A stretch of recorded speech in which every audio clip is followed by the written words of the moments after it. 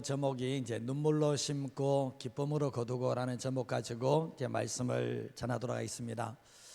오늘 혹시 이렇게 삶 속에 어려움이 있어서 눈물로 심어야 될 분들이 있다면 심으신다면 반드시 기쁨으로 거두게 하시는 역사가 있게 될 줄 믿습니다. 오늘 이 말씀을 준비한 게 아닌데 갑자기 이 말씀을 준비를 하게 되었습니다. 설교 두 편을 준비했다는 얘기죠, 그죠? 근데 오늘 이 말씀 자체가 계속 기도하면서 이 말씀이 와서 오늘 이 말씀을 전하게 되는데요. 또 이 말씀이 어느 누군가에게는 또 우리 성도들에게는 또 이 말씀이 생명의 말씀이 되는 놀라운 은혜가 있기를 간절히 소원합니다. 말씀은 상황성을 가지고 있습니다. 이제 하나님의 말씀은 상황성을 가지고 있다는 게 뭐냐 보면 하나님의 말씀은 성도님의 삶에 반드시 하나님의 역사를 가져오게 되는데 우리 성도님들 가운데서 요즘 고통 가운데 있는 성도들이 적지 않다는 것을 알게 됩니다.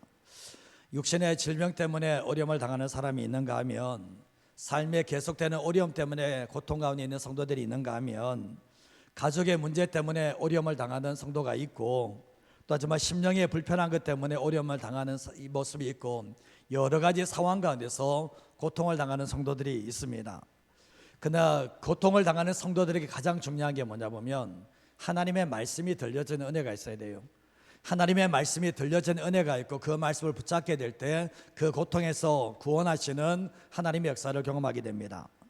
우리가 성경 말씀의 룻기 말씀을 보시면 룻기의 나오미가 자기 남편과 함께 두 아들과 함께 베들레헴에서 모압 땅으로 건너가게 되잖아요.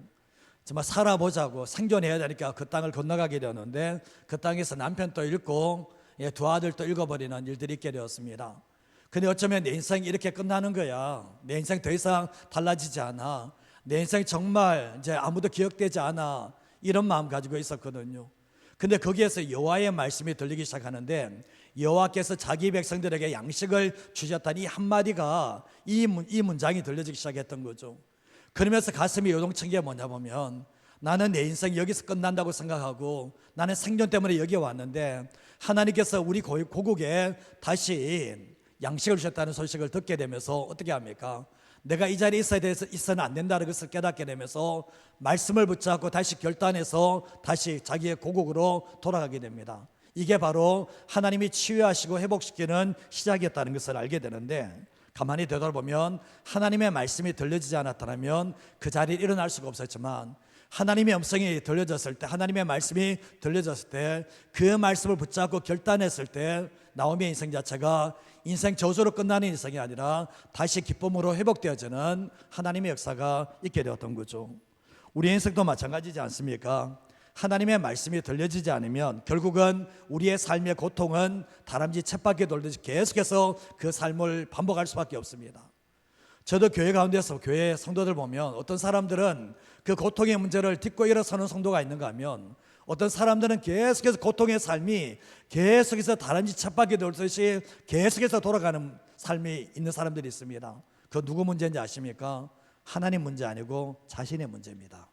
하나님의 말씀이 들려지지 않고 그 말씀 앞에 결단하지 않기 때문에 그러한 삶이 계속된다는 것을 생각하시면서 오늘 이 말씀을 들을 수 있는 자리가 되었으면 합니다.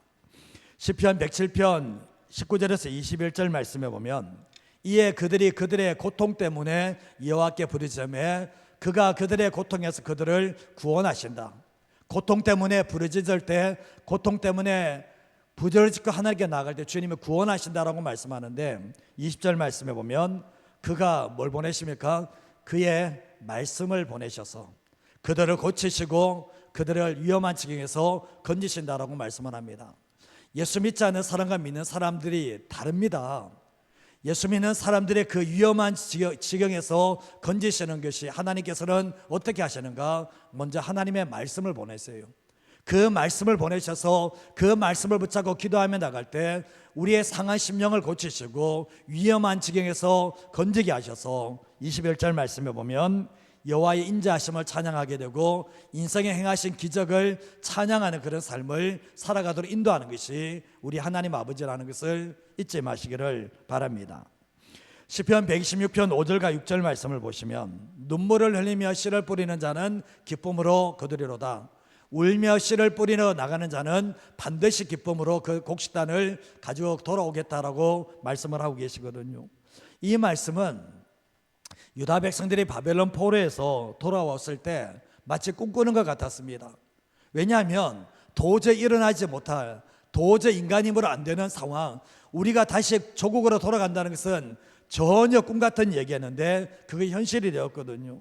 근데 잃어버린 기쁨을 다시 회복하게 되는데 뒤에 5절과 6절 말씀 보면 눈물을 흘리며 씨를 뿌리는 자는 반드시 기쁨으로 단을 거둔다. 또 반복하는 게 뭡니까? 울며 씨를 뿌리러 나가는 것은 울며 씨를 뿌리러 나갈 때는 힘들겠지만 반드시 기쁨으로 단을 거두게 되는 역사가 있다라고 말씀을 합니다. 우리의 삶도 마찬가지지 않습니까? 우리의 인생 자체가 마치 바벨론 포로에 잡혀있는 듯한 포로 생활 같은 그런 삶을 살아가는 사람들이 있습니다. 근데 하나님의 말씀이 들어가고 하나님의 말씀을 붙잡고 눈물을 흘리며 씨를 뿌리는 사람들은 반드시 기쁨으로 단을 거두게 하시는 신실하신 하나님을 경험하게 된다는 것을 잊지 마시기를 바랍니다. 우리의 삶의 모든 키는, 열쇠는 하나님이 가지고 계세요. 하나님이 가지고 계시지만 그 하나님을 움직이게 만드는 게 뭐냐? 우리의 눈물이고 우리의 기도라는 것을 잊어버리지 마시고 살아가시기를 바랍니다. 창세기 8장 21절과 22절 말씀에 한번 읽어볼까요? 여호와께서 그 향기를 받으시고 그 중심에 이르시되 내가 다시는 사람으로 말미암아 땅을 저주하지 아니하리니 이는 사람의 마음이 계획하는 바가 어려서부터 악함이라 내가 전에 행한 것 같이 모든 생물을 다시 멸하지 아니하리니 땅이 있을 동안에는 심음과 거둠과 추위와 더위와 여름과 겨울과 낮과 밤이 쉬지 아니하리라. 이 말씀 잘 하실 겁니다. 정말 하나님께서 홍수로 통해서 결국은 그 땅을 썰어버린 일들이 있게 되었는데 노아가 홍수가 끝나고 난 뒤에 제단에서 번제를 올려드렸을 때, 예배를 올려드렸을 때 하나님께서 그 예배를 받으시고 난 뒤에 약속하는 게 뭐냐 보면 내가 다시는 사람으로 말미암아 땅을 저주하지 않겠다라고 말씀을 하시면서 22절 말씀에 땅이 있을 동안에는 심음과 거둠이 낮과 밤이 계속 쉬지 않고 반복될 거라고 말씀을 하셨습니다. 여기 말씀 보면 심어야지 거둘 수 있다라는 것. 결국 뭡니까? 이게 자연적인 법칙이지만 영적인 법칙에도 심을 때 거두는 역사가 있음을 우리에게 말씀하고 있는 거예요. 갈라디아서 6장 7절에서 9절 말씀을 보시면 스스로 속이지 마라. 하나님은 속임 당하지도 않고 업신여김을 당하지도 않는데 사람이 무엇으로 심든지 그대로 거두게 된다라고 말씀하면서 자기의 육체를 위해서 심는 사람은 육체로부터 썩어질 것을 거두게 되고 성령을 위해서 심는 자는 성령으로부터 영생을 거두게 된다라고 말씀을 하시면서 우리가 선을 행하되 낙심하지 말지니 포기하지 않으면 때가 이르면 어떻게 된다고요? 거둔다라고 분명히 말씀을 하고 있는 거예요. 우리의 삶을 살아갈 때 심은 것이 있어야지 거둘 수 있는 거예요. 농부가 심은 것이 있어야지 거둘 수 있는 거지만 농부가 심지 않고 때가 지나고 난 뒤에 아무리 씨를 뿌려도 그 씨는 거둘 수 없다는 것을 우리는 알게 되잖아요. 우리의 삶을 살아갈 때 자기의 육체를 가지고 위해서 심는 사람이 있는가 하면 하나님의 뜻과 성령님을 위해서 심는 사람이 있는데 거두는 것이 전혀 다르다는 것을 말씀하고 있는 겁니다. 우리가 하나님이 기뻐하시는 선, 하나님의 뜻이 선이잖아요. 선을 행하되 낙심하지 말라는 거예요. 뒤에 말씀에 보면 선을 행하되 낙심하지 말면 때가 되지 않으면 반드시 거두는 축복이 있다라고 우리에게 말씀하고 있습니다. 자, 오늘 이제 역대상 4장 말씀을 읽었는데 이 역대기 상하 말씀은 유다 백성들이 바벨론의 포로로 잡혀갔는데 70년이 지나고 돌아오게 되었습니다. 근데 돌아와 보니까 성벽이 무너져 내렸고 성전이 다 폐허가 된 거예요. 완전히 박살이 난 거예요, 사실은.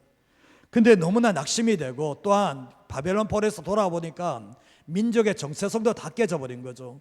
다 허물어져 버린 이런 상황 가운데 있었는데 유다 백성은 다시 정체성을 가지고 시작을 해야 되는데 이런 배경에서 그들에게 필요한 게 뭘까 생각해 보면 그 무엇도 아닌 하나님만 의지하는 그 믿음이 필요했다는 것을 알게 됩니다. 그런데 오늘 이 본문의 말씀에 보면 유다 지파에 대해서 말씀을 하면서 갑자기 9절과 10절 말씀에 야베스에 대해서 얘기를 하고 있습니다. 이름만 쫙 이야기를 하다 갑자기 야베스에 대해서 하면서 이 야베스가 어떤 사람인지에 대해서 분명히 말씀을 하고 계시는데, 이 야베스의 기도와 삶이 우리의 삶에 도전과 위로를 준다라는 것을 충분히 알 수가 있게 됩니다. 오늘 말씀을 첫 번째로 하시는 게 뭔가 같이 한번 읽어보겠습니다. 고통이 존재하는 이유와 고통의 때에 어떻게 해야 하는지를 알아야 합니다. 고통이 왜 존재하는가, 그리고 고통의 때 어떻게 해야 되는가, 예수 믿는 사람은 해답을 가지고 있어야 됩니다. 욥기 21장 25절 말씀 같이 한번 중요한데 한번 읽어볼까요? 어떤 사람은 마음에 고통을 품고 죽음으로 행복을 맛보지 못하는도다. 사람이 죽을 때 어떤 사람은 그 가슴에 마음에 고통을 품고 죽습니다. 고통을 품고 죽는데 행복을 맛보지 못하고 죽는 사람들도 있다라는 것을 말씀하고 있는데, 이게 예수 믿는 사람이 이룰 수 있는 거예요. 하나님을 믿는 사람이 그 마음에 고통이 차에 있어서 고통을 품고 있어요. 평생 살아가면서 이 고통의 문제를 예수님께 내어놓으면 고통의 문제를 해결받을 수 있는데, 그 고통의 문제를 주님께 내어놓지 않고 고통의 문제를 자기가 끌어안고 있어요. 그러고 난 뒤에 죽어버려요. 이 땅을 살면서 고통과 행복은 함께 갈 수는 없는 거잖아요. 고통의 문제가 해결됐으면 행복이 있지만 고통을 품고 죽어버리면 그 사람은 행복을 맛보지 못하는 삶을 살게 된다라고 말씀하고 있는데, 이게 누구에게 하는 말인지 보면 믿지 않은 사람에게 하는 말이 아니라 예수 믿는 사람이 바로 이런 삶을 살아갈 수 있다는 것을 알게 되는 겁니다. 왜 그러냐 보면 고통을 주시는 이유와 고통의 때에 어떻게 해야 되는지를 모르면 결국 뭡니까? 하나님을 모르고 성경적인 해답을 찾지 못하면 뭡니까? 인생자 끝까지 삶을 살아가면서 마음의 고통만 가득 찬 채로 행복은 누리지 못한 채로 인생 마무리 지을 수 있다는 것을 말씀하고 있는 겁니다. 시편 119편 71절 말씀에도 보면 고난당한 것이 내게 어떻게 해요? 유익이라 이로 말미암아 내가 주의 윤례들을 배우게 됐다라고 말씀하고 있거든요. 내 인생의 고통과 고난이 내가 싫은 줄만 알았는데 되돌아보니 그게 내게 유익이었다는 거예요. 그걸 통해서 하나님을 경험하게 되고 하나님의 말씀에 정말 중요성을 깨닫게 됐다라고 말씀을 하는데, 예레미야 애가 3장 33절 말씀에도 보면 주께서 인생으로 고생하게 하시며 근심하게 하시면 뭐가 아니라고요? 본심이 아니라고 말씀하고 있는 거예요. 정말 하나님께서 인생으로 고생하고 근심하게 살아가는 건, 마음의 고통을 품고 살아가는 것, 그거 주님의 뜻 아니라는 거예요. 하나님의 본심이 아니라고 분명히 말씀을 하고 계시다는 겁니다. 근데 예수님을 믿는 사람들에게 있어서 고통이 내게 어떤 의미를 주고 있고 이 고통을 통해서 내가 어떤 사람이 될 건가에 대한 관심을 가져야 되는데, 예수 믿는 사람들에게 가장 탁월한 선택이 있다면 고통 가운데서 하나님을 찾는 거예요. 하나님을 만나는 것이 가장 중요한데, 사방이 다 막혔다 할지라도 하늘이 열려 있거든요. 내 삶 속에 아무리 막혀있다 할지라도 하나님은 살아 계시거든요. 근데 이것을 깨닫는 인생이 있는가 하면 깨닫지 못하는 인생이 있습니다. 인생에 고난이 있고 고통이 있을 때 하나님은 기다리고 계시거든요. 거기에서 기다리고 계세요. 내가 정말 고통이 있으면 고난이 있으면 나를 찾아오겠지, 거기 기다리고 있는데 하나님의 사람이 안 찾아요. 고난이 있고 고통이 있으면 하나님께 찾아야 되고, 내 육신의 문제가 있든 내 삶의 문제가 있든 하나님을 믿는다면 그걸 찾아가야 되는데 안 찾아가요. 하나님께서 고통을 허락하시고 난 뒤에 나를 찾아오겠지, 너 육신에 질병이 있으면 나 찾아오겠지 생각하는데 안 찾아오고 있는 이런 모습을 보면 하나님도 어쩌지 못하는 그런 모습이 되는 거예요. 세 번역의 야베스 이 4장 9절, 역대상 4장 9절을 보면 야베스는 그의 가족들 중에 가장 존경을 받았는데 그의 어머니는 고통을 겪으면서 낳은 아들이라고 해서 그의 이름을 뭐라고 지었습니까? 야베스라고, 고통이라는 이름에 야베스라는 이름을 짓게 되었습니다. 당시 아들의 이름을 지을 때는 아버지가 지었거든요. 그런데 어머니가 이름을 지었어요. 그 유복자라는 그런 추측도 충분히 할 수가 있는데, 근데 어머니가 아들을 낳으면서 이렇게 고통스럽게 낳았으면 아들의 이름을 어떻게 지어야 됩니까? 행복이라고 짓든지 뭐 소망이라고 짓든지 이렇게 지어야 되는데, 어머니가 이름을 지었을 때 야베스라는 이름을 지어버렸던 거예요. 그 당시에 히브리 사람들은 그 이름이 그의 인생이었거든요. 그 이름이 그의 인생을 보여주게 됐는데, 성경 말씀에 하나님께서 야곱의 이름을 이스라엘로 바꿔주고 아브라함의 이름을 아브라함으로 바꿔주고 사레를 사라로 바꿔주고 막 이름 막 바꿔주잖아요. 왜냐하면 결국 뭡니까? 야곱이 속이는 자에서 하나님의 통치하신 자로 이름을 바꿔주는 역사가 있게 되었잖아요. 근데 그의 어머니가 히브리 사람들의 이름은 그 사람의 미래가 된다는 것을 모르지도 않았을 것인데 이름을 야베스라고 이름을 짓는 일들이 있게 되었습니다. 가만히 되돌아보면 주변 사람들이 야베스 이름 들으면 좋겠습니까? 그 어머니가 자기 아들의 이름을 다른 사람이 부를 때 고통이라고 이름 부르면 좋겠습니까? 좋지 않습니다. 야베스 또한 뭡니까? 자기 이름이 매 순간마다 정말 저 고통의 아들이야, 저 애는 고통의 사람이야, 인생 자체가 다 고통이야, 이렇게 불려지면 별로 좋지 않잖아요. 근데 그거 뭡니까? 이 야베스는 자기 이름 때문에 평생 동안 어려움을 당하고 시련을 당한 것이 분명한데, 근데 야베스는 뭡니까? 그 고통이라는 것을 숙명처럼 운명처럼 받아들이지 않았다라는 거예요. 숙명처럼 운명처럼 받아낸 게 아니라 이 야베스에게는 고통이 하나님을 떠나는 계기가 아니라 뭐죠? 하나님을 더욱 가까이 할 수 있는 계기를 만들어냈다는 것이 너무나 중요한 거예요. 시편 73편 16절과 17절 말씀도 보시면 내가 어쩌면 이를 알까 하여 생각한즉 그것이 내게 심한 고통이 되었더니 하나님의 성소에 들어갈 때야 그들의 종말을 네가 깨달았다라고 말씀하고 있는, 이게 배경이 있습니다. 시편의 기자가 악인들을 보니까 너무나 평안한 거예요. 너무나 형통한 거예요. 고난도 없고 재앙도 없고 재물은 더 늘어가고 정결하게 자신을 살려고 하지만 종일 재난을 당하고 아침마다 징벌을 당하는 모습을 보게 됩니다. 신앙의 믿음이 떨어지게 생겼어요.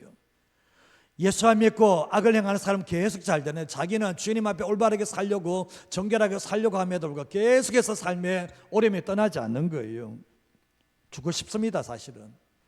근데 이 악인들은 죽을 때도 고통이 없이 죽는 모습을 보게 되었습니다. 근데 이런 상황이 되면 어떻게 되겠습니까? 하나님이 살아계신 게 맞냐? 내가 하나님을 계속 믿어야 되는 거 맞냐? 이런 의심이 들 수 있는 밖에 없는 것이 어쩌면 신앙 현주소잖아요. 근데 이런 상황 가운데서 혼자 끙끙 앓으며 지내다가 결국 뭡니까? 어떻게 합니까? 주님을 떠날 이유가 분명하지만 16절 말씀에 보면 내가 어쩌면 이를 알까 하여 생각한 적 그것이 심한 고통이 되었는데 그 문제를 가지고 누구를 찾아가는 겁니까? 하나님을 찾아가고 있다는 거예요. 하나님의 성소에 들어갈 때야 하나님께서 뭡니까? 그들의 종말을 깨닫게 하신 은혜가 있었던 거예요. 하나님께서 그렇게 말씀하셨겠죠. 너가 눈으로 봤을 때 저 악인들이 삶이 잘 되고 다 형통하지, 그리고 재물은 계속 늘어나고 자녀들도 잘 살고 그리고 또 죽을 때도 아무런 고통 없는 거 죽는 것 같지, 그게 끝이 아니야. 너 눈으로 보는 게 끝이 아니라 그 죽음 이후에 그들의 종말이 어떻게 되는지 내가 너 보여주고 가르쳐 줄게. 그러면서 결국 뭡니까? 그것을 보는 순간 깨달아지는 게 뭐냐 보면 눈으로 봤던 것이 전부가 아니라는 것을 깨닫게 하시는 하나님의 역사가 있게 되었던 거예요. 그러면서 결국 뭡니까? 23절 28절 말씀 보면 하나님께 가까이함이 내게 복이라 내가 주 여호와를 나의 편안처로 삼아 주의 모든 행적을 전파하겠다라고 말씀합니다. 조금까지만 해도 어떻게 됩니까? 하나님을 떠나야 될 마음이 있었죠. 떠날 이유가 분명히 했습니다. 근데 결국 뭡니까? 이것을 깨닫고 난 이후에 뭡니까? 자기의 고통 속에 주님을 만나면서 깨닫는 게 뭡니까? 그래도 하나님을 가까이 하는 것이 가장 큰 복이라는 것을 깨닫게 하시는 하나님의 역사가 있게 되었던 거예요. 우리의 삶을 살아갈 때도 보면 고통이 없는 사람은 없잖아요. 그러나 고통 가운데서 내가 어떤 자세와 태도를 취하는가 중요하고 그 고통 가운데서 하나님을 멀리하는 것이 아니라 가까이 하는 것이 얼마나 중요한지에 대해서 분명히 알 수가 있게 됩니다. 유다 백성들이 이 바벨론 포로에서 돌아왔습니다. 모든 것이 다 황량합니다. 와보니까 장난이 아닌 거예요. 성벽 다 무너지고 성전 무너지고 하나님이 살아계시다면 어떻게 이럴 수 있냐는 거예요. 사실은 정말 너무나 돌아왔어도 너무나 한탄할 수밖에 없고 너무나 마음에 고통스러운 상황이 있었거든요. 그런 사람들에게 야베스라는 인물을 소개합니다. 정말 다윗만 있는 게 아니라 야베스라는 사람을 소개하는데 이 야베스가 어떤 사람이었는가?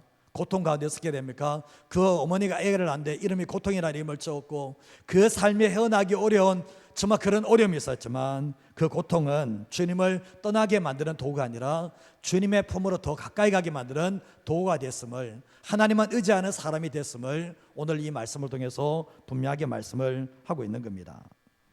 우리의 삶을 살아갈 때 보면 하나님을 떠난다, 하나님과 거리두기를 하고 있다, 인생에 해답 없습니다. 그 사람에게는. 오늘 이 유다 백성들도 돌아와서 보니까 이게 모든 것이 다 잃어버린 상황 가운데서 이거 어떻게 해야 되냐는 거죠.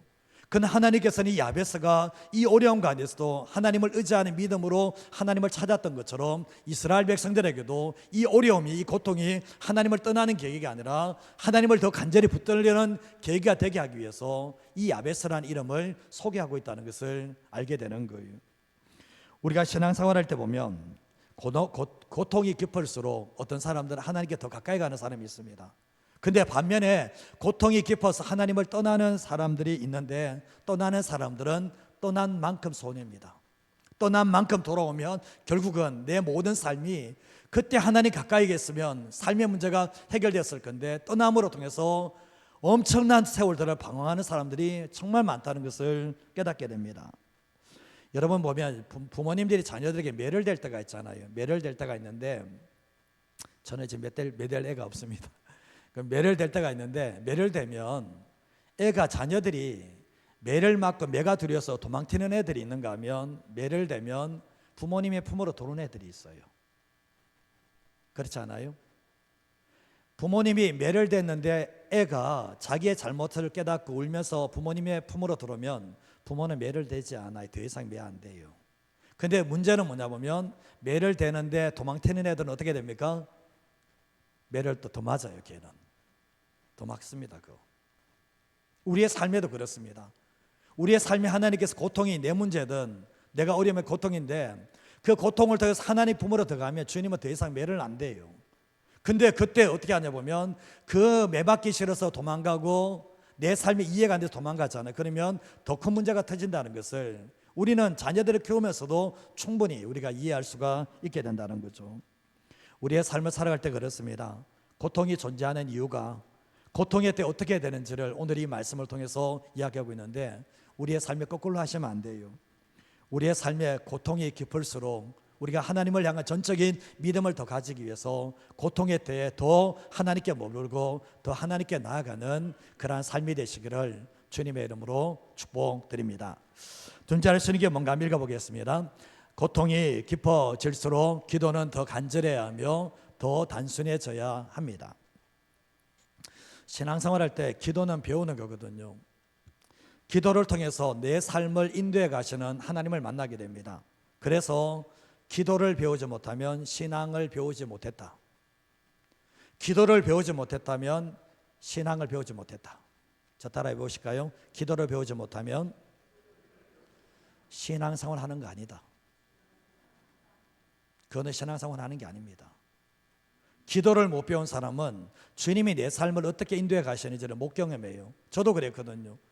정말 찬양하고 말씀 보고 다 했는데 기도를 못 배우니까 내 삶을 인도해 가시는 하나님의 손길을 못 봤거든요. 기도하면서 느끼게 보면 내 삶 속에서 하나님의 인도하심을 선명하게 보는 역사가 기도를 통해서 이루어지게 되었습니다. 그래서 보면 기도 안 하는 사람들은 내 삶에 하나님이 옆에 계셔도 하나님이 계신지를 몰라요. 하나님이 내 삶의 앞에 인도해 가셔도 하나님 인도하심을 못 보는 이유가 뭐냐 보면 기도하지 않기 때문에 그거를 전혀 눈치채지 못한다는 겁니다.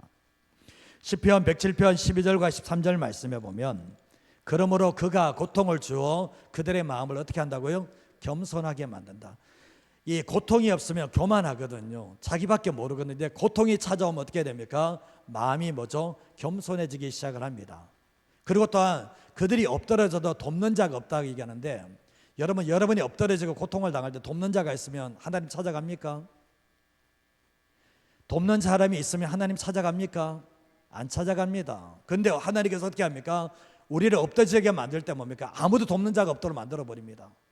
제가 개척을 했을 때 아무도 돕는 자 없는 그런 상황이 떨어진 적이 있었거든요.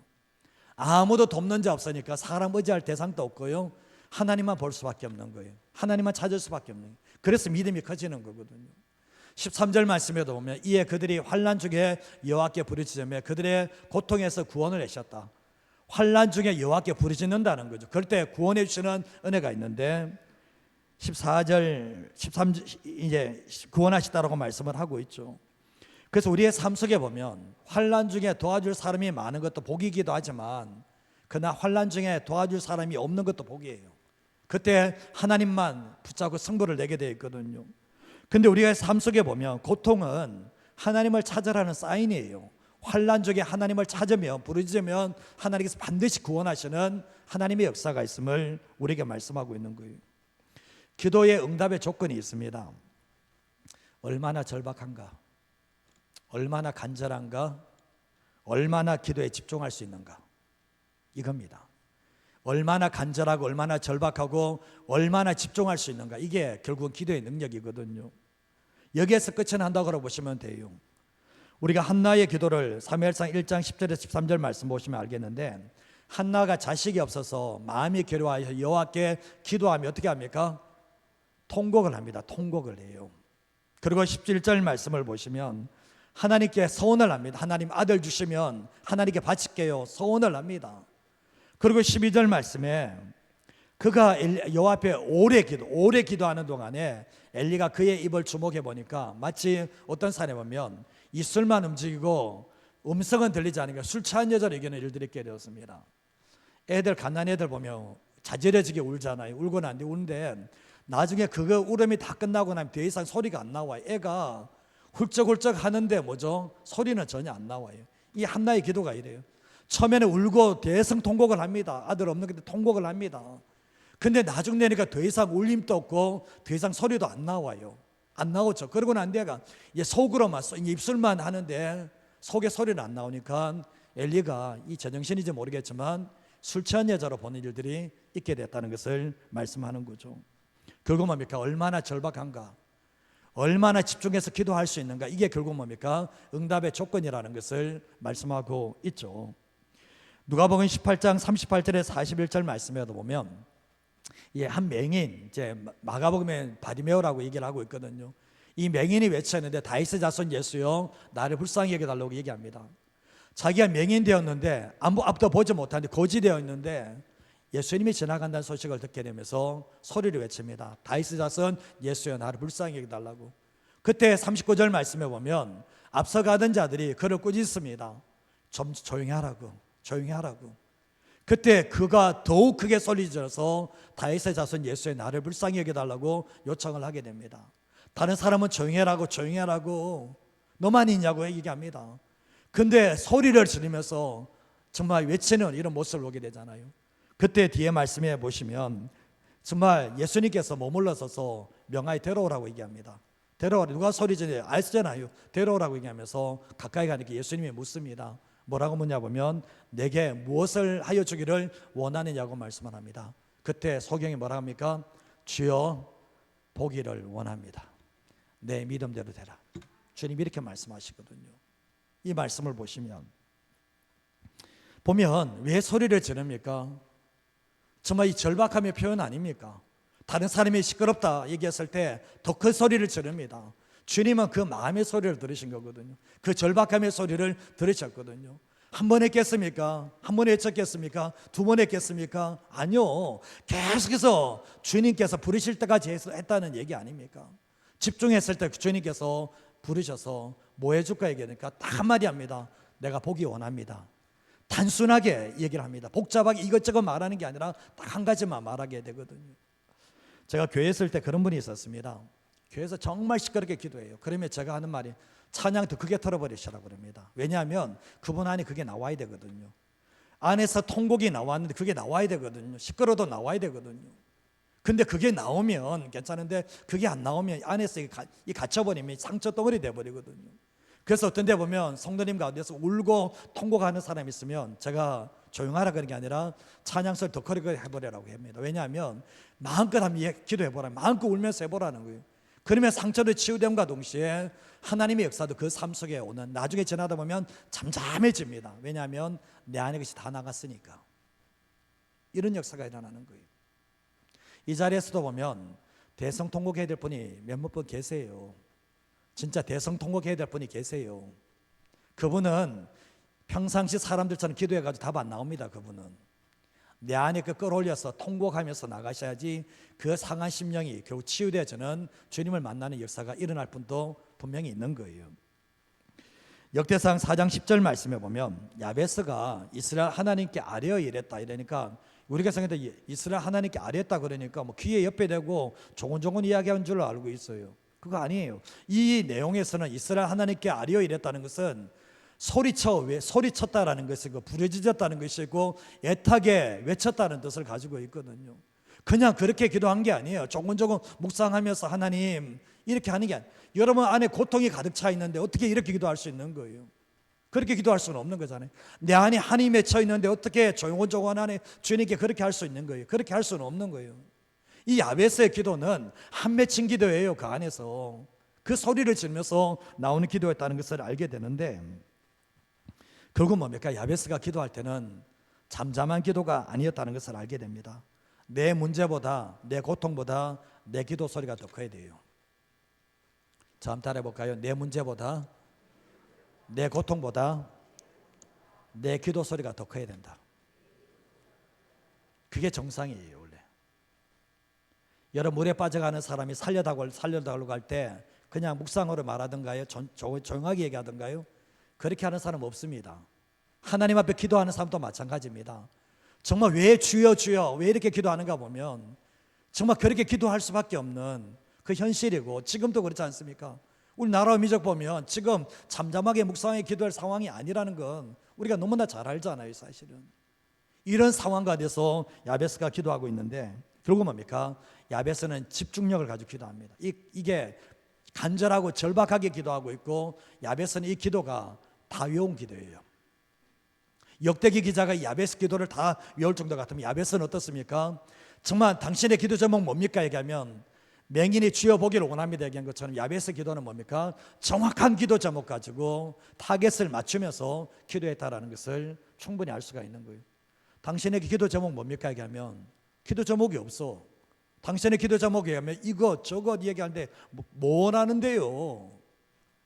가끔 하다가 자녀들에게 뭐 먹고 싶냐 그러면 통닭도 먹고 싶고 뭐 피자도 먹고 싶고 떡볶이도 먹고 싶고 뭐 먹고 싶은데 한 가지만 얘기해라. 그래야 할 때가 있잖아요. 하나님께서 우리의 기도 응답도 마찬가지입니다. 뭐 원하냐는 거예요. 사실은 그게 너무나 중요한 기도가 되는 거죠. 기도가 복잡다는 게 뭔지 아십니까? 지금 하나님께 뭐 기도하는지 자기도 몰라요. 사실은 기도가 복잡다는 게 그거예요. 사실은 한국교회 부흥회는 기도가 있었잖아요. 한국교회는 조용히 묵상하는 기도, 한국 사람들은 체질이 잘 안 돼요. 사실은 토용이 잘 안 돼요. 근데 한국교회 기도는 한 맺힌 기도가 통곡 기도가 사실은 한국교회를 살려냈거든요. 주여 주여 주여 하는 것은 우리나라의 기도입니다. 이게 한국의 기도가 주여 주여 주여 이게 기도였거든요. 근데 가족을 살려내기 위해서 목숨을 다해서 기도를 했죠. 정말 나라와 민족이 하나님을 믿지 않는 나라이기 때문에 주여 외치면서 정말 산에서 이렇게 기도를 통곡하면서 기도를 했죠. 그게 정말 단순하지만 하늘을 뚫어내는 집중력의 기도였다는 것을 알게 되잖아요. 교회가 부흥했을 때는 기도가 부흥을 했습니다. 그런데 교회가 쇠퇴할 때는 기도가 쇠퇴를 하게 됩니다.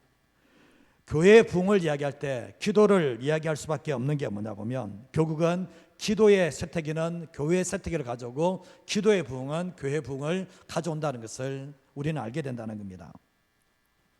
오늘 한 사람 야베스가 나오죠.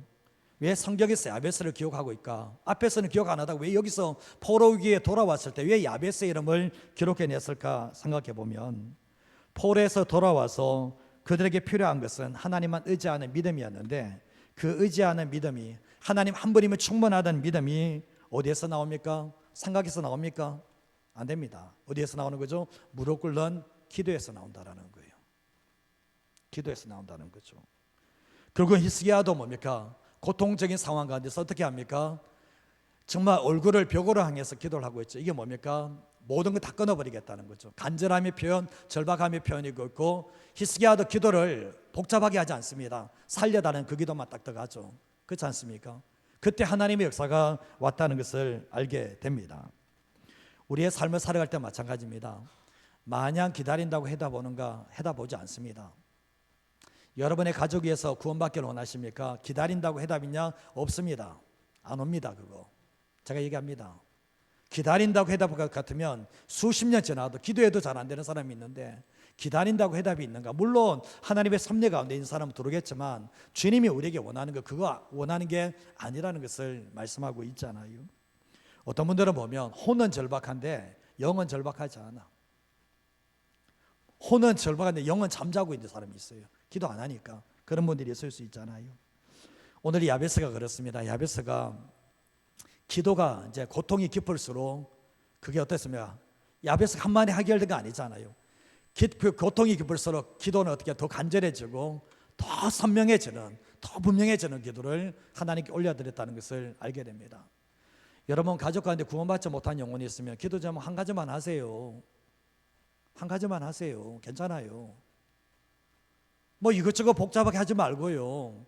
예수 믿고 하나님 자녀 되기 위해서 기도하십시오. 하나님의 영광 예수님 받는 사람 되기 위해서 그것만 하세요. 괜찮아요.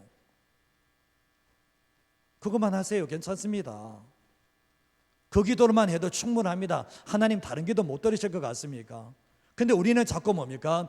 구원의 초점이 아니라 뒤에 초점이 있는 거예요. 사실은 뒤에 초점이 있는 게 뭐냐 보면 내 자녀 구원받는 것보다 내 자녀 잘 되는 걸 원하니까 아무리 기도해도 결국 뭡니까? 자기 육체를 위해서 기도하는 기도밖에 안 되는 모습을 보게 되거든요. 그래서 오늘 이 말씀을 보시면 야베스가 그 마음에 한 맺힌 것을 가지고 절박하게 기도하고 외쳐 기도하고 부르짖어 기도하고 그리고 정말 당신의 기도 제목은 뭐냐 얘기하면 딱 이 한마디로 기도할 수 있는 그 집중력을 가지고 기도하는 모습을 보게 됩니다. 그래서 우리는 신앙생활 할 때 고통이 깊으면 깊을수록 기도는 단순해지고 기도는 절박해져야 된다는 것을 잊어버리지 마시고 살아가는 저와 여러분 인생 되시기를 주님의 이름으로 축복합니다. 마지막 한 가지만 더 말씀드리겠습니다. 읽어보겠습니다. 고통의 크기와 기간만큼 나의 존재와 영향력은 커지고 넓어져야 합니다. 고통이 얼마나 크냐, 고통의 시간들을 얼마나 많이 겪었냐, 그러면 존재가 어떻게 달라졌고 내가 삶에 어떤 영향을 미치느냐, 그것이 나타나야 된다는 것을 알게 돼요. 성공적인 신앙생활은 그 사람이 하나님의 마음이 아픈 존재의 변화를 가져옵니다. 요셉이 고난을 겪었지만 하나님이 함께 하시는 사람의 존재가 되죠. 존재가 바뀌죠. 삶의 문제가 바뀌는 것보다 더 중요한 것은 존재가 바뀌는 거예요. 하나님이 함께 하시는 존재가 되는 것이 고통을 주신 목적이거든요. 그리고 성공적인 신앙생활은 자기밖에 모르는 자기 축복으로 끝난 게 아니라 뭐죠? 다른 사람에게 영향력을 미치는 삶을 살아가는 것이 성공적인 신앙생활이라고 말할 수가 있는 겁니다. 제가 이제 지난주에 이제 문영배 헌법재판관 이제 은퇴한 것도 이야기했고 그 스승이었던 김장하 선생님에 대해서 얘기를 했잖아요. 유튜브 보시면 이제 떠들썩합니다. 사실 떠들썩한데 저는 그분에 대해서 진짜 이름도 몰랐습니다. 사실은 문영배 헌법재판관은 들어본 적이 있지만 그분은 들어본 적이 없거든요. 사실은. 근데 이 김장하 선생님이 19살 때에 1962년도에 이 한약의사 자격을 얻게 되면서 사천에서 10년 동안 하고 그 다음에 50년 동안은 진주에서 한약방을 했잖아요. 근데 번 돈으로 김장하 선생이 했던 것이 뭡니까? 지역 학생들에게 장학금을 줬습니다. 이게 한두 명이 아니고 수백 명입니다. 수백 명 장학금을 준 거예요. 그리고 나중에 자기 본도 그 재단에 있는 돈들을 다 이렇게 국립 경상대학교 다 넘겼잖아요. 근데 교육의 꿈이 있다 보니까 1984년대 고등학교를 이제 설립을 합니다. 자기 돈 가지고 고등학교를 설립합니다. 근데 고등학교를 설립하며 선생을 뽑을 때도 친인척이나 지인을 쓰지 않고 돈을 받고 채용하지 않고 권력의 압력에 굴복하지 않겠다, 이 기준을 가지고 학교를 설립을 했는데 그대로 청탁이 들어왔을 때도 거절을 했다라고 얘기를 하죠. 이번에 이제 세상을 위해서 돈을 쓰는 이유가 뭐냐고 했을 때 나는 아픈 사람을 상대로 돈을 벌었다는 거예요. 그렇기 때문에 아픈 사람을 위해서 돈을 쓰겠다라고 얘기하면서 이분이 그런 이야기를 했더만요. 돈은 똥과 같다. 뭐라고요? 돈은, 저 따라해보세요. 돈은 뭐라고요? 돈은 똥과 같다. 돈이 황금이 아니라 돈은 똥과 같다는 거예요. 그러면서 하는 말이 뭐냐 보면 돈은 똥과 같아서 그냥 쌓아두면 악취가 진동을 한다. 그러나 이 똥이 밭에 골고루 뿌려지게 되면 거름이 되고 열매를 맺는 것처럼 돈 또한 그렇다는 것을 알고 이렇게 썼다라는 거예요. 사실은 깨어있는 사람들의 모습이 진짜 영적으로 깨어있는 사람이 어떤 모습인지를 충분히 보게 되거든요. 돈 실컷 모아서 자기 자녀에게 다 뿌려줍니다. 자녀들 다 구원의 길을 맡기도록 이 만태를 끝내버리거든요. 그렇게 끝내는 분이 얼마나 많습니까? 근데 돈을 벌어서 자기도 얼마나 열심히 살았겠습니까? 정말 한 번도 회에 놀러 가지도 못하고 그렇게 일해서 버렸는 게 자기를 위해 쓴 게 아니라 결국은 뭡니까? 정말 어디 놀러 가지 않은 이유도 보면 환자들 때문에 놀러 가지 않았다고 얘기를 하는데 보니까 목회자라서 고개가 숙여지더만요. 보니까 결국 뭡니까? 헌법재판관 문영배 씨가 했던 말이 뭔지 아십니까? 예수님의 말씀을 듣고 내가 인생이 이렇게 변했다 그런 게 아니에요. 저 사람의 말 한마디 때문에 그 가르침이 나의 인생이 됐다라고 말씀했거든요. 저는 그렇게 생각해 보았습니다. 우리는 예수님의 말씀을 듣고도 삶이 안 변해. 예수님의 말씀을, 주옥 같은 말씀을 듣고도 삶이 안 변하는데 어느 한 사람은 자기 인생에 도움 줬던 그 한 분의 말을 듣고 인생이 바뀌었다라는 거죠. 되돌아보시면 결국은 그 사람이 삶을 살았을 때 결국은 그 사람의 존재가 어떤 존재인가, 그 사람이 어떤 영향을 미쳤는가, 그게 성공의 삶이라는 것을 우리는 충분히 알 수가 있게 되는 거죠. 이 블루스 윈킨슨이 지은 야베스의 기도라는 책이 있는데 이게 2000년도에 지어졌던가 책이 이게 있어요. 야베스 기도 치면 나와요. 저도 그때 읽었는데 그때 정말 이 책을 참 많이 주의 깊게 봤습니다. 히트를 쳤습니다.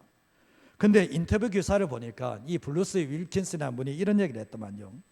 야베스가 신에게 더 많은 재물을 달라고 기도했듯이 신에게 물질적인 부를 포함한 개인적인 성공을 요청하는 것은 아주 자연스럽고 올바른 현상이다 얘기하면서 지난 30년 동안 하루도 빠짐없이 이 야베스의 기도를 암송했다는 이 윌킨슨은 많은 사람들이 자기 확신을 통해 미래를 변화시키는 것을 보았다. 타고난 운명이라는 게 있는 것이 아니라 아닌 만큼 무엇이 되고 싶거나 이루고 싶을 때 그것을 믿고 추구하면 목표를 달성할 수 있다는 메시지를 전하고 싶었다 얘기하는데 그 책 던져버리고 싶더만요. 책 괜히 읽었다.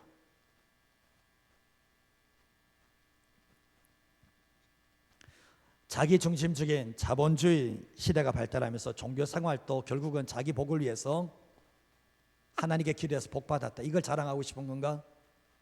이런 생각이 좀 들었거든요. 그런 기독교는 주님이 세우고자 하는 기독교 아니었습니다. 저는 좀 전에 찬양 부르면서도 주 예수님 내 마음이어서 다 내거든요. 성경은 공동체에 대해서 많이 얘기하는데 미국에서 나온 찬양들은 거의 다 자기예요. 자기, 나, 내. 이게 참 많이 있거든요. 사실은 신앙이 얻을 수가 아니에요. 우리가 책 중에도 보면 미국제 개인주의 신앙을 조심하라는 책이 있어요. 미국제 개인주의. 신앙생활의 어느 순간에 우리가 부르는 찬양 속에서 내가 복을 받아야 되고 내가 잘 돼, 이게 브랜드 들어와 있는 거예요. 어느 순간에. 신앙은 자기 부인이잖아요. 자기 십자가 지고 주님 따라가는 건데 자기만 위해 산다 그러면 그게 다른 사람에게 어떻게 영향 미칠 수 있나 생각하면 아무런 영향력이 없다라는 거죠. 저는 가끔 성도님의 집에 가면 야베스의 기도가 붙어있는 모습을 보면서 웃습니다. 저거 왜 붙여놨을까? 부적인가? 부적은 아닐 거예요, 분명히. 근데 야베스의 기도를 붙여놓고 뭘 원하는 거지? 저걸 정말 알고 붙인 건가? 이런 생각이 들 때가 좀 있거든요. 사실은 성경 구절 붙이지 말라는 건 아니에요. 그러나 그 구절이 자기 인생을 뒤바뀐 말씀이든지 정말 그 말씀을 통해서 내가 주님을 더 깊게 만난 말씀이면 괜찮겠지만 그 말씀이 부적처럼 붙어 있으면 그거는 말씀의 능력은 없습니다. 그거는 하나님이 원하시는 모습도 아닙니다. 그거는. 오늘 메시지 성경 4장 9절과 10절 말씀 같이 한번 읽어볼까요? 야베스는 형제들 가운데서 가장 존경받는 사람이었다. 일찍이 그의 어머니는 출산이 이토록 고통스럽다니 내가 큰 고통 중에 그를 낳았다 하여 아이의 이름을 야베스 고통라고 지었다. 야베스는 이스라엘 하나님께 기도했다. 제게 복을 주십시오. 제게 복을 주십시오. 제게 넓은 땅, 넓은 지경을 주십시오. 주께서 친히 보호하셔서 악이 저를 해치지 못하게 해주십시오. 하나님께서는 그가 구한 대로 이루어주셨다. 자, 보면 야베스가 존경받는 사람이었다. 자기가 기도해서 복받았다, 존경하는 사람입니까? 기도 많이 해가 축복받은 게 그 존경받을 사람이에요? 물론 이제 부러워할 대상은 있고, 정말 신앙에서 올바르게 설계 복을 받았다, 뭐 나도 저렇게 해야지, 이거는 괜찮겠지만 존경받을 대상까지는 안 됩니다, 사실은. 그죠? 근데 뒤에 말씀에 또 더 보면 주님께 기도하는 게 내게 복을 주십시오, 또 내게 복을 주십시오 반복합니다. 넓은 땅, 넓은 지경을 내게 달라고 요청을 합니다. 그래서 받았다. 그리고 뒤에는 주께서 친히 보아주시고 주의 손으로 나를 주의 손으로 나를 도우사, 이게 하나님의 임재를 요청하거든요. 하나님이 함께 하셔서 근심이 없게 하시고 나를 지켜달라고 하는 것은 충분히 기도할 수 있는 내용이잖아요. 근데 문제는 뭐냐 보면 넓은 땅, 넓은 지경을 내게 달라고 요청을 하는 모습을 보게 됩니다. 넓은 땅, 넓은 지경을 받았으면 이 사람이 영향이 미치는 사람입니까? 이 사람이 훌륭한 사람인 겁니까? 그렇다고 말할 수 없잖아요, 솔직하게. 근데 결국은 이 야베스가 어느 지파 사람이냐 보면 유다 지파 사람이에요. 유다 지파의 대표적인 사람은 다윗이라는 인물이 있겠죠.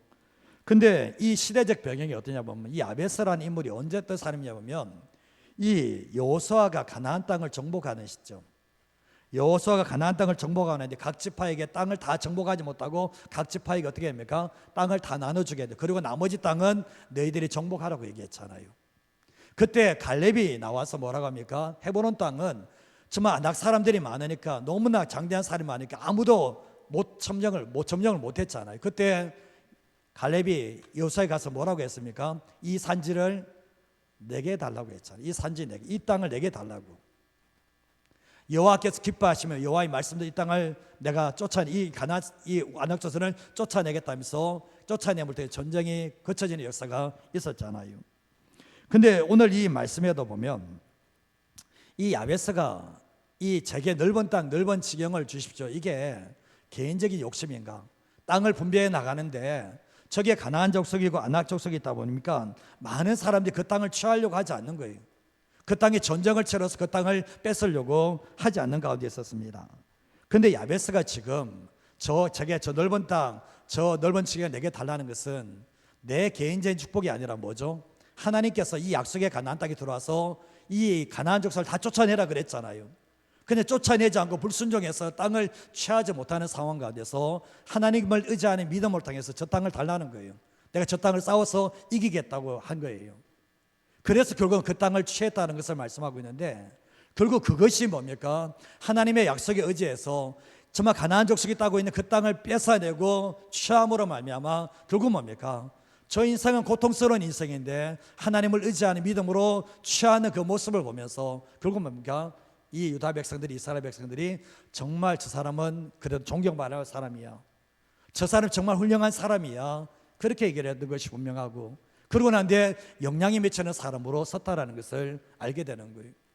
하나님께 축복받아서 땅 넓어졌습니다. 그게 영향력 있냐? 영향력 없습니다. 그거 솔직하게. 그나 뭡니까? 아무도 도전하지 않는 그곳에서 하나님의 말씀을 따라서 순종해서 그 땅을 다 쫓아냈을 때 결국 뭡니까? 그 사람의 모습을 보고 결국 뭡니까? 영향력 미치는 사람으로 인정받는 놀라운 역사가 있었다는 것을 알게 되는 거죠. 우리의 삶을 살아갈 때 왜 여기에서 이 야베스라는 인물을 부각시키는가? 인생 자체가 고통이고 이름 자체가 고통이고 삶의 고통이 그의 인생 운명이 될 수 있는 상황 가운데서도 그 고통을 운명처럼 숙명처럼 받아들이지 않았습니다. 그 고통을 통해서 하나님을 더 찾아나가는, 하나님을 더 깊게 만나는 계기를 만들어냈고, 이 정말 이 야베스가 얼마나 많이 기도했는지 모릅니다. 그러나 간절하게 집중력을 가지고 기도함으로 말미암아 결국 뭡니까? 하나님이 역사를 하셨는데, 결국 뭡니까? 이 야베스는 자기의 소원을 위해서, 자기의 개인의 욕심을 위해서 그렇게 기도한 것은 아니었다는 것을 보게 되는데 뭐죠? 그렇기 때문에 훌륭하고 존경받는 사람이 될 수가 있었던 거죠. 교회 안에서도 어른이 필요하지 않습니까? 교회 안에서도 노인만 있으면 뭐합니까? 교회 안에서도 어른이 필요한 거 아니에요, 사실은. 어른이 필요한 것. 다음 세대들에게 정말 하나님의 말씀에 순종해 나가고, 정말 힘들고 어렵지만 저 집 내가 한번 져보려고 그러고, 그런 어른이 필요한 거잖아요, 사실은. 연세 많으셔서 자기 혜택만 받으려고 하는 그런 모습이라면 그분은 어른 아니고 노인에 불과합니다. 그분은 아무런 영향력이 없어요. 누군가 존경하지도 않습니다. 사실은 여러분, 자기만 위해 살았던 사람이 아무리 부유를 가졌다고 해서 그 사람 존경하는 사람이 있습니까? 그런 사람은 없어요. 사실은 없습니다. 오늘 이 말씀을 보시면 야베스의 존재가 고통이라는 상황 가운데서 그 존재가 고통처럼 존재해서 하나님이 함께 하신 존재를 만들어냈죠. 그리고 더 나아가서 뭡니까? 정말 그의 믿음이 커짐으로 말미암아 정말 많은 사람들에게 또 나라에 영향이 미치는 사람이 됐다는 것이 우리에게 큰 도전을 준다라는 거죠. 우리의 삶을 살아갈 때 오늘 이 말씀 기억하시면서 살았으면 좋겠습니다. 정말 내 문제 하나 해결하는 것을 끝나는 게 아니라 정말 다른 누군가에게 정말 하나님의 존재를 드러내며 항상 우리의 삶 속에서 이 주님께서 주신 은혜를 가지고 날마다 내 존재와 내 삶을 만들어갈 수 있는 우리 모든 성도님의 삶이 되시기를 주님의 이름으로 축복드립니다.